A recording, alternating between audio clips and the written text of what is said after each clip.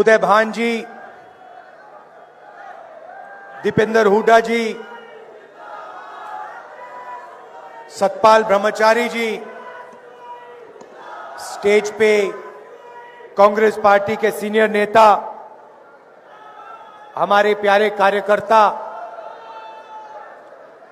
भाइयों और बहनों, प्रेस के हमारे मित्रों, आप सबका यहां बहुत बहुत स्वागत, नमस्कार। कैसे हैं आप? सुनाई नहीं दिया, मूड कैसा है? अभी रास्ते में एक व्यक्ति ने मुझे रोका और कहता है, राहुल जी, मैं छोटा बिजनेस चलाता हूं, मुझे नरेंद्र मोदी जी ने और हरियाणा की सरकार ने बर्बाद कर दिया है। मैंने कहा कैसे और क्यों? कहता है, राहुल जी, नोटबंदी की, गलत जीएसटी लागू की, बैंक के दरवाजे मेरे लिए बंद हैं। फिर मैंने पूछा ये क्यों किया इन्होंने, और 1 सेकंड में जवाब आता है, राहुल जी, अदानी और अंबानी की मदद करने के लिए किया। सब लोग जानते हैं कि हिंदुस्तान और हरियाणा की सरकार 2-3 अरबपतियों की मदद करने के लिए चलाई जा रही है। नतीजा यह है कि जो भी पहले आपके पास रोजगार के रास्ते थे, वो सारे के सारे एक के बाद एक बंद हो गए। पहले स्मॉल और मीडियम बिजनेसेस, छोटी इंडस्ट्री हरियाणा को रोजगार देती थी, वो बंद कर दी गई। आपके लोग सेना में जाते थे, देशभक्ति की आग उनके दिल में होती थी, वो जाते थे।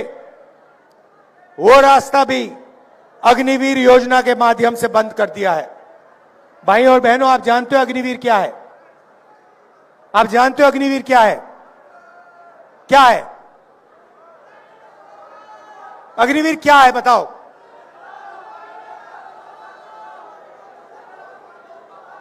मैं आपको बताता हूं। अग्निवीर हिंदुस्तान के जवान से उसकी पेंशन, उसकी कैंटीन और उसका शहीद का दर्जा चोरी करने का तरीका है। यह योजना इसीलिए बनाई गई है कि हमारे जवानों को पेंशन ना देनी पड़े, उनके परिवारों को कैंटीन ना देने पड़े, और जब वो शहीद हो तो उन्हें शहीद का दर्जा ना देना पड़े। पहले पब्लिक सेक्टर हुआ करता था, सरकारी फैक्ट्रियां हुआ करती थी, वो सारी की सारी बंद कर दी गई हैं, प्राइवेटाइज कर दी गई हैं। जहां भी आप देखो, आपको अदानी, अंबानी नाम दिखाई देगा।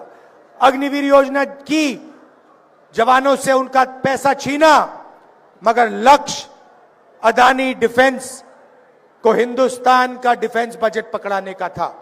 आप इंटरनेट पे जाइए, गूगल सर्च कीजिए, उस पे आप लिखिए अदानी डिफेंस, मीटिंग के बाद आप करना, और आपको दिखेगा चमकता हुआ वेबसाइट। उसमें अलग अलग हथियार दिखेंगे, राइफल, पिस्टल, कारतूस, तोप, ड्रोन्स, उस वेबसाइट पे सारे के सारे दिखेंगे। मगर सच्चाई यह है कि अदानी उनमें से एक भी चीज नहीं बनाता है। वो सारे के सारे हथियार विदेशी कंपनियां बनाती हैं। ड्रोन इजराइल की कंपनी बनाती है, हथियार इजराइल की कंपनी बनाती है। नरेंद्र मोदी जी सिर्फ अदानी को डिफेंस का कॉन्ट्रैक्ट देना चाहता है, इसीलिए विदेशी कंपनियों के हथियारों के ऊपर अदानी का लेबल लगता है। एक तरफ जवानों से उनका पेंशन छीना जाता है, उनका शहीद का दर्जा छीना जाता है, उनकी ट्रेनिंग कम की जाती है, और दूसरी तरफ वही पैसा सीधा अदानी के जेब में जाता है। यहां पे ड्रग्स की इशू है। सब लोग जानते हैं हरियाणा में कि ड्रग्स फैलता जा रहा है, फैलता जा रहा है। मोदी जी से मैं पूछता हूं, जब आपके मित्र अदानी जी के मुद्रा पोर्ट में हजारों किलो हेरोइन पकड़ा गया तो आपने इसके बारे में क्या कार्रवाई की? कितने लोग जेल भेजे? किसको आपने जेल भेजा? यहां आप अपने भाषण में बताइए, हरियाणा की जनता को बताइए। जब मुद्रा पोर्ट में, अदानी के पोर्ट में हजारों किलो ड्रग्स मिलता है तो नरेंद्र मोदी जी, गुजरात की सरकार कोई कार्रवाई नहीं करते। अमेरिका गया, अमेरिका में हरियाणा के युवाओं ने मुझे फोन किया, कहते हैं राहुल जी हरियाणा में हमारा कुछ नहीं बचा, इसलिए हम अमेरिका भाग के आए हैं। आप आइए, हमसे मिलिए। डैलस में जाके मैं मिला, छोटे से घर में, एक कमरे में 15-20 लोग रहते हैं, हरियाणा के युवा रहते हैं। मैंने उनसे पूछा, भाइयों आप यहां क्यों आए? वही जवाब जो आज मुझे यात्रा में मिला, राहुल जी हरियाणा में हमारे लिए कुछ नहीं बचा। एक तरफ महंगाई है, दूसरी तरफ बेरोजगारी। मैंने पूछा, भाइयों अमेरिका जाने के लिए कितने पैसे लगे? कहते हैं 35 लाख से 50 लाख रुपए लगते हैं। कैसे गए? राहुल जी हरियाणा से मुंबई, मुंबई से इस्तांबुल, इस्तांबुल से कजाकिस्तान, कजाकिस्तान से साउथ अमेरिका, साउथ अमेरिका से सूरीनाम, सूरीनाम से पनामा, फिर पनामा के जंगलों में से निकलकर हम अमेरिका पहुंचे। रास्ते में हमने अपने मित्रों को मरते हुए देखा है। नाव डूब जाती है, हमारे भाई मर जाते हैं, माफिया के लोग पकड़ते हैं हमें। पनामा के जंगल से निकलते हैं, घने जंगल हैं, वहां पे माफिया के लोग हमें गोली मार देते हैं। मैंने कहा भाई ये सब करके आप क्यों जा रहे हो? कहते हैं हरियाणा में कुछ नहीं बचा। फिर मुझे कहते हैं राहुल जी आप हमारे लिए एक काम कीजिए। क्या करूं? जब आप वापस जाएंगे आप हमें, हमारे परिवारों से मिलिए।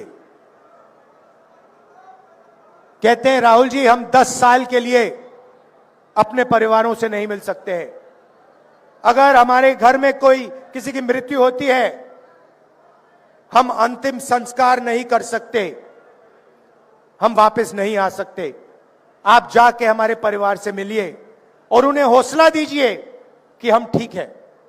तो मैं आया, करनाल आया, 5 बजे सुबह उन्हीं युवाओं के परिवारों से मिला। 15-20, 35 लोग। अजीब सी बात थी, करनाल में बच्चे, माताएं, और अमेरिका में बच्चों के पिता, चीखता हुआ बातचीत चल रही है। मैं परिवारों से बात कर रहा हूं, वहां पे जूम कॉल लगी हुई है,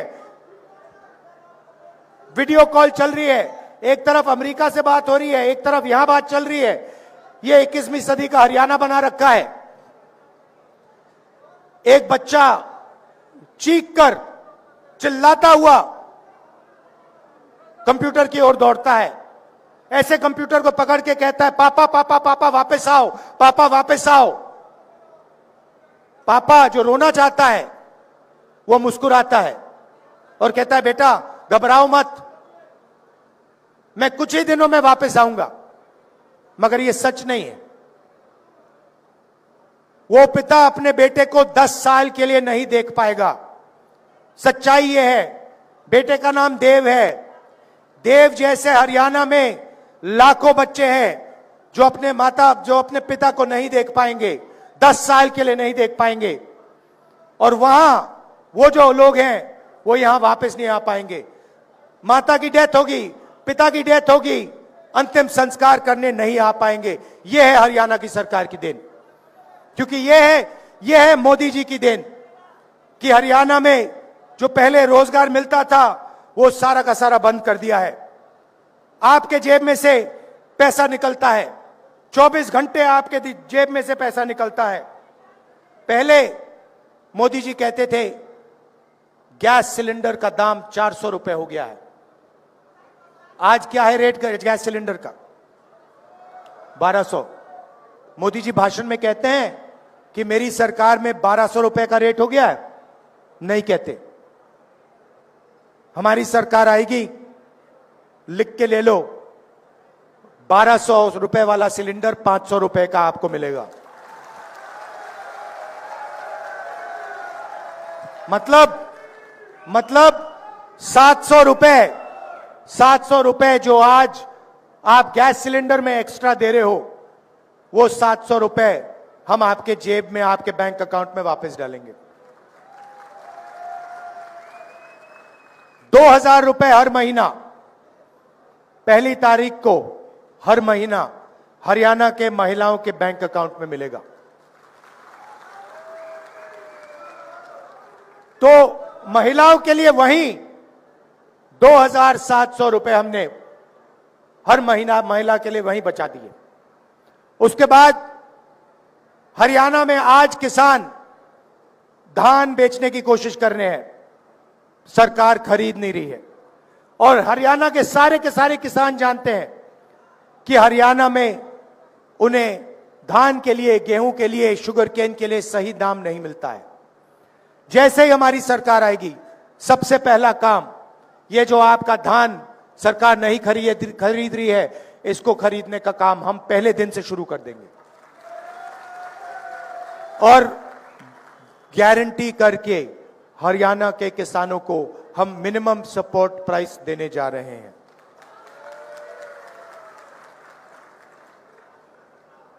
पहले आपको जेल से फिरौती के कॉल आते थे, आजकल आपको विदेश से फिरौती के कॉल आते हैं।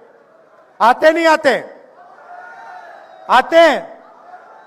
क्यों आते हैं? क्योंकि नरेंद्र मोदी जी ने, हरियाणा की सरकार ने बेरोजगारी का जाल फैला रखा है। इसीलिए हमने पता लगाया 2 लाख सरकारी रोजगार खाली पड़े हैं। हमारी सरकार आएगी तो 2 लाख सरकारी रोजगार आपके हवाले हम कर देंगे, हरियाणा के युवाओं को हम दे देंगे। और ये जो रोजगार हैं, 2 लाख रोजगार जो हैं, ये 36 बरादरी के लोगों को जाएंगे। ये किसी एक कम्युनिटी को नहीं जाएंगे, किसी एक वर्ग को नहीं जाएंगे। हरियाणा के 36 बरादरी के युवाओं को ये 2 लाख रोजगार न्याय के साथ, समानता के साथ बांटे जाएंगे। गरीबों के लिए 100 गज के प्लॉट और 3.5 लाख रुपए 2 बेडरूम के घर के लिए, और 300 यूनिट फ्री बिजली, और राजस्थान जैसा 25 लाख का बीमा, हेल्थ केयर का बीमा योजना आपको मिलेगा। देखिए, ये संविधान है, इसको अच्छी तरह देखिए। जो भी हिंदुस्तान के गरीब लोगों को मिला है, दलितों को, किसानों को, पिछड़ों को, जो भी मिला है आज तक, वो इसके कारण मिला है। अगर राजनेता, हमारे जैसे लोग आपके लिए काम कर सकते हैं, तो उसका कारण यह है। और बीजेपी 24 घंटा इस पर आक्रमण करती है, आपको बताते नहीं है। मगर जब आरएसएस के लोग हिंदुस्तान की संस्थाओं में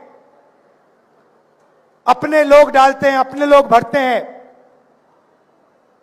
और पिछड़ों को, दलितों को, आदिवासियों को, गरीबों को जगह नहीं देते हैं, तो वो संविधान पर आक्रमण कर रहे हैं।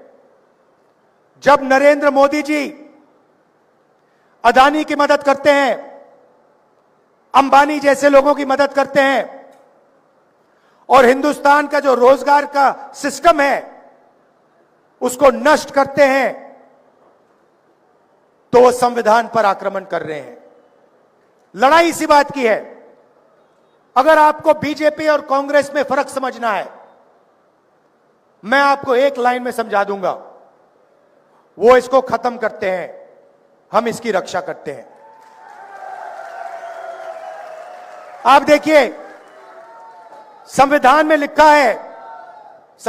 लिखा है कि हिंदुस्तान के सब नागरिक एक जैसे हैं, समान हैं, सबको एक वोट मिलना चाहिए।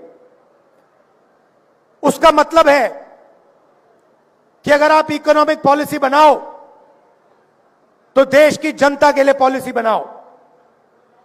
जब नरेंद्र मोदी 16 लाख करोड़ रुपए अरबपतियों, 25 अरबपतियों के माफ करते हैं और किसानों का कर्जा माफ नहीं करते हैं, स्टूडेंट्स का कर्जा माफ नहीं करते हैं, माताओं बहनों का कर्जा माफ नहीं करते हैं, तो वो इस संविधान पर आक्रमण कर रहे हैं।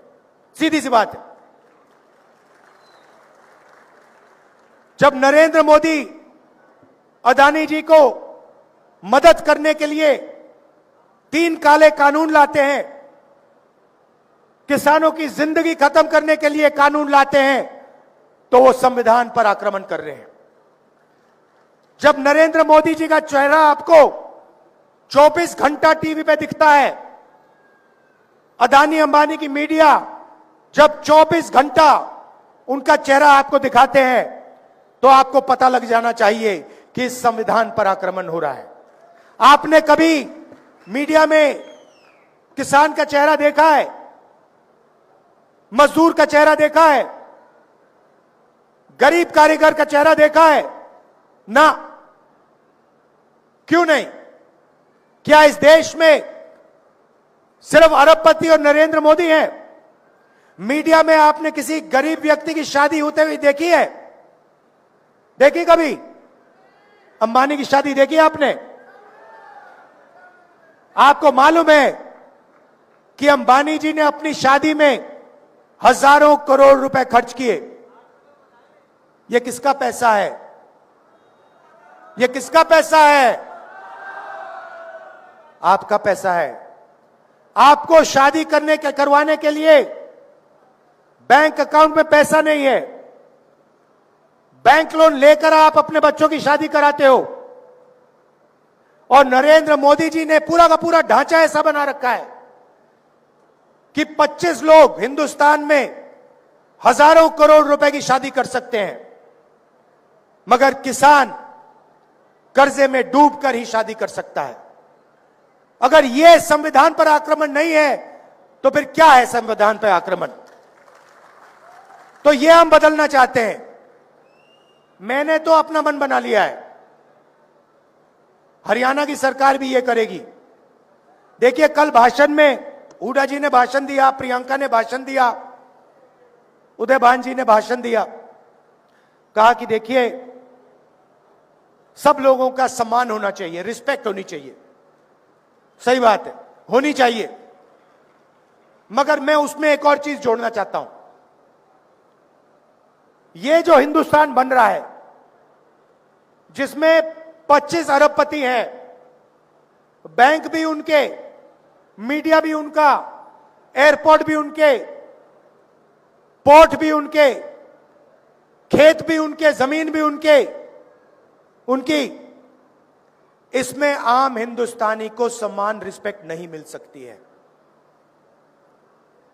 सच्चाई है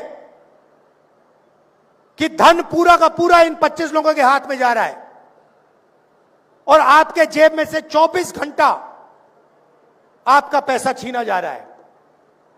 पेट्रोल के दाम बढ़ते हैं, डीजल के दाम बढ़ते हैं, प्याज के दाम बढ़ते हैं।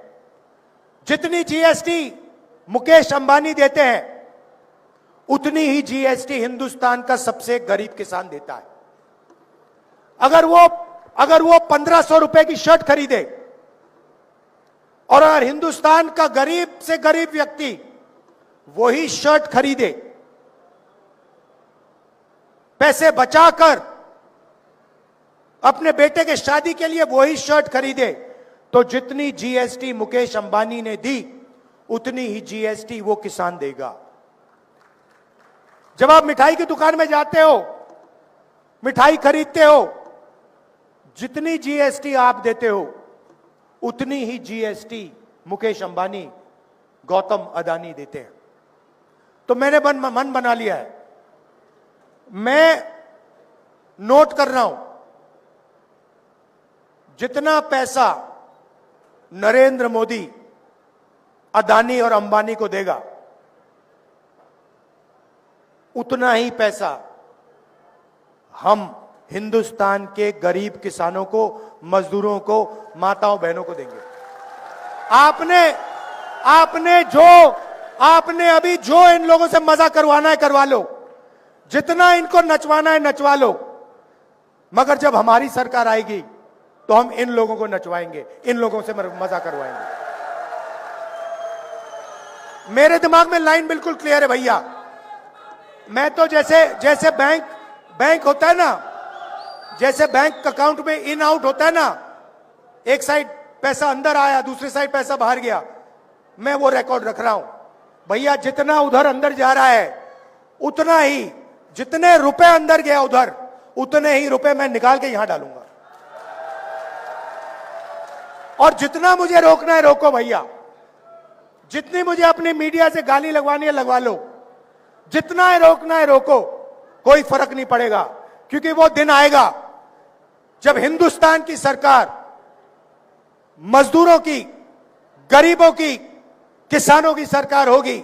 और फिर जो पैसा इन्होंने उनको दिया है, 16 लाख करोड़ रुपए कर्जा माफ किया है, उतना ही पैसा हम किसानों का, मजदूरों का, गरीबों का कर्जा माफ करेंगे।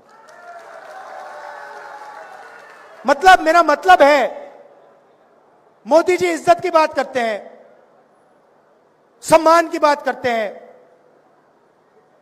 बिना धन के, बिना पैसे के इज्जत और सम्मान का कोई मतलब नहीं है। अगर व्यक्ति भूखा मर रहा है, अगर किसान के पास 1 रुपया नहीं है और आप उसे कहो देखो भैया हम आपकी इज्जत रखेंगे, हम आपका सम्मान करेंगे, उसका कोई मतलब नहीं है मेरे लिए। जब उसके जेब में पैसा होगा तो उसका सम्मान आपको करना ही पड़ेगा, आपकी चॉइस ही नहीं रहेगी। वो हिंदुस्तान चाहता हूं मैं। तो लड़ाई इसी बात की है। हरियाणा में भी इन्होंने नया काम किया है। पहले आधार कार्ड था, अब परिवार का एक बना दिया है। क्या कहते हैं उसको? परिवार पहचान पत्र। अब मजे की बात देखिए, किसी कंपनी को 1000-2000 करोड़ रुपए का कॉन्ट्रैक्ट देना था,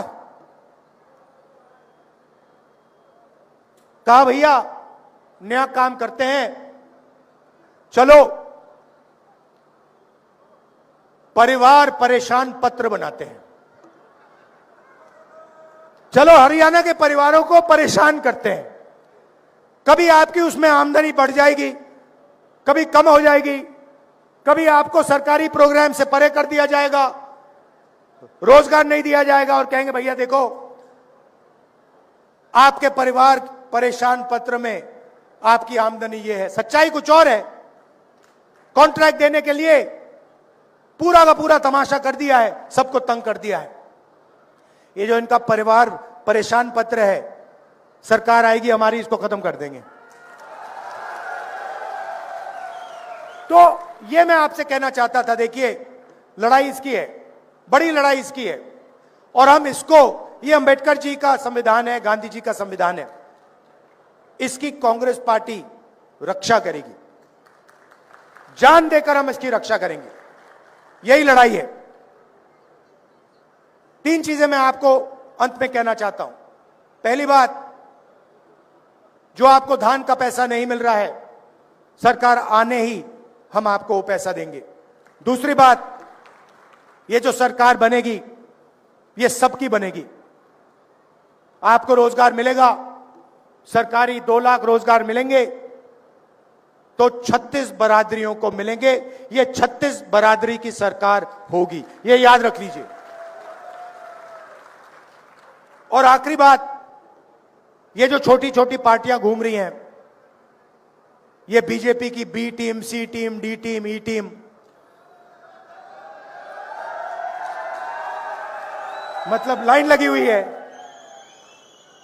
ये लड़ाई बीजेपी और कांग्रेस के बीच में है। ये लड़ाई संविधान बचाने और संविधान को खत्म करने के लोगों के बीच में लड़ाई। कहना नहीं चाहिए, मगर यहां पे कांग्रेस का तूफान आ रहा है। और हमारे जो कांग्रेस के कार्यकर्ता हैं, टाइगर, जो हरियाणा में मतलब घूम रहे हैं, बब्बर शेर। अच्छा, जंगल में आपको कभी आप जाओ, रणथंभौर या जंगल में जाओ तो आपको एक शेर दिखेगा, एक शेर दिखेगा। अकेले रहते हैं शेर, मगर कांग्रेस पार्टी ऐसी पार्टी है जहां सारे के सारे शेर एक साथ खड़े हो जाते हैं, मिल जाते हैं। बाकी दुनिया में आपको नहीं मिलेगा। आप किसी भी जंगल में देख लो, आपको शेर अलग अलग मिलेंगे। कभी कभी हमारे शेर थोड़ा थोड़ा लड़ जाते हैं एक दूसरे से, फिर मेरा काम शेरों को एक साथ खड़े करने का है। तो ये शेरों की पार्टी है, ये किसी से नहीं डरती है। और हमारे जो कार्यकर्ता हैं, शेर हैं, टाइगर हैं। 24 घंटा आप लगे रहते हो, लाठी खाते हो। मैं जानता हूं कुछ भी हो जाए, कांग्रेस पार्टी का जो कार्यकर्ता है, ये आरएसएस वाले लोग बहुत लंबी लंबी बातें करते हैं, इनके कार्यकर्ताओं में दम नहीं है, इनके कार्यकर्ताओं में दम नहीं है। कांग्रेस पार्टी के सामने ये नहीं खड़े हो सकते, भाग जाते हैं। आप देखो, आपने देखा होगा, हवा में नहीं बोल रहा मैं, आपने देखा होगा नरेंद्र मोदी जी आए, पहले कहते थे 56 इंच की छाती है, याद है? अब भैया मेरा भाषण होता है पार्लियामेंट में, भाग जाते हैं वहां से। मैं आपको बताऊं, मैं भाषण देने आता हूं, नरेंद्र मोदी उठ के निकल जाते हैं। क्यों? क्योंकि कांग्रेस की विचारधारा जो है, जिसको मैं मोहब्बत की दुकान कहता हूं, हमें नफरत की जरूरत नहीं है। हमारे घरों में, हमारे दिल में नफरत है ही नहीं। कभी कभी कोई कहता है मुझे वो दुश्मन है, मैं कहता हूं नहीं, वो दुश्मन नहीं है। मैं दुश्मन से भी नफरत नहीं करता हूं। मैं बीजेपी, नरेंद्र मोदी, इन लोगों से नफरत नहीं करता हूं। मैं विचारधारा की लड़ाई लड़ता हूं, मैं पीछे नहीं हटूंगा, मैं डरता नहीं हूं, मगर मैं नफरत नहीं करता हूं। तो यह कांग्रेस पार्टी की सोच है। हम डरते नहीं हैं, और हमें आप जितना मारो, जितनी गाली दो, जितनी लाठी मारनी है मारो, हम आपसे नफरत नहीं करेंगे। क्योंकि हम जानते हैं कि देश मोहब्बत से बना है, यह देश नफरत से नहीं बना है। इस देश को नफरत से कभी कभी नहीं बनाया जा सकता है और कभी आगे नहीं ले जाया जा सकता है।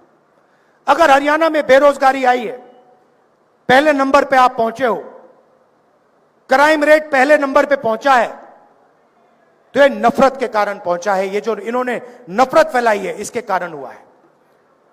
जिस दिन यहां पे मोहब्बत की सरकार आएगी, मैं आपको गारंटी देके कह रहा हूं, अमेरिका में आपको जाना नहीं पड़ेगा, यहीं आपको रोजगार मिलेगा, यहीं खुशहाली होगी, यहीं किसानों को सही दाम मिलेगा। कोई मुश्किल काम नहीं है। नफरत को मोहब्बत ही मिटा सकती है, और कुछ नहीं मिटा सकता। आपने मुझसे नफरत की, मैंने आपसे नफरत की, आपकी नफरत नहीं मिट सकती। कितनी भी नफरत डालूं मैं, नहीं मिट सकती। आपने मुझसे नफरत की, मैंने थोड़ी सी मोहब्बत आपको दिखा दी, नफरत कट जाएगी। ये हमारा काम है। और मैं कह रहा हूं, मगर ये आप सबके दिल में है, मैं पहचान जाता हूं। आजकल क्या होता है, देखो मैं बताता हूं आपको। कहीं मैं सड़क पे जाता हूं, मुझे दो तरीके के लोग दिखते हैं। एक ऐसे मुस्कुराता है, खुश रहता है, चेहरे पे मुस्कान होती है, मैं कहता हूं कांग्रेसी। और एक मुझे ऐसे दिखता है, मैं कहता हूं आरएसएस। ये छुपनी बातें, ये कभी कभी आ जाते हैं पार्टी में, बेस बदल के आ जाते हैं। मैं बस देखता हूं इनको, आरएसएस। अच्छा, डर के मारे हमारे भी लोग उधर भाग गए। अब बड़ा कंफ्यूजन है, वहां पे वो मुस्कुरा नहीं सकते, वहां पे उनको सीरियस बैठना पड़ता है मोदी जी के सामने। तो कंफ्यूजन हो गया बहुत। तो आप लोग कौन हो? आप लोग वो हो जो डरे नहीं। ये जो यहां पे बैठे हुए हैं, ये देखो, सारे के सारे मुस्कुरा रहे हैं। देखो,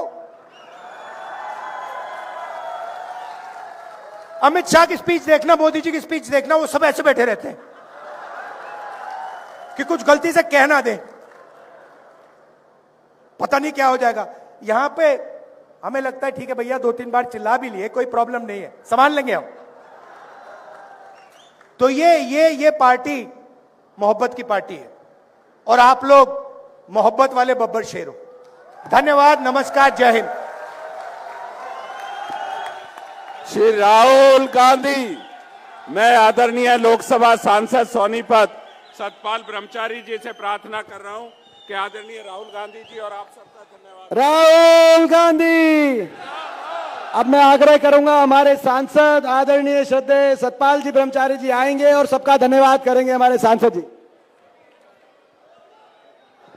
हेलो, अभी एक बात बोला मैं एक बात भूल गया। मैडम ने मुझे बताया कि शेर हैं और शेरनियां भी हैं।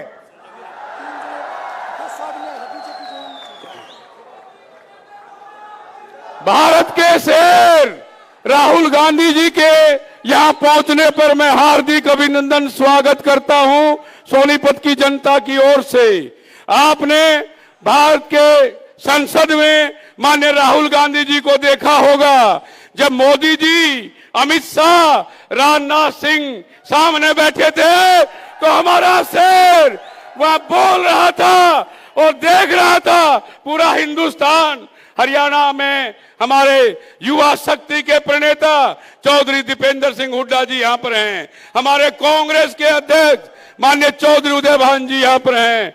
मैं हमारे यहाँ के जो प्रत्याशी श्री सुरेंद्र पवार और हमारे राई के प्रत्याशी भाई जय भगवान अंतिल जी यहाँ पर हैं। मैं राहुल जी के सामने, हमारे नेता के सामने कहना चाहता हूं कि हरियाणा की जनता आपका बहुत स्वागत करती है। और भाई मैं एक बात कहना चाहता हूं, ये जागृति जो आप देख रहे हो, हमारे युवा नेता श्री दीपेंद्र हुड्डा जी के नेतृत्व में युवाओं ने कमान संभाली हरियाणा में। हरियाणा की सरकार बनाएंगे, हरियाणा में कांग्रेस की सरकार बनेगी। धन्यवाद, जय हिंद।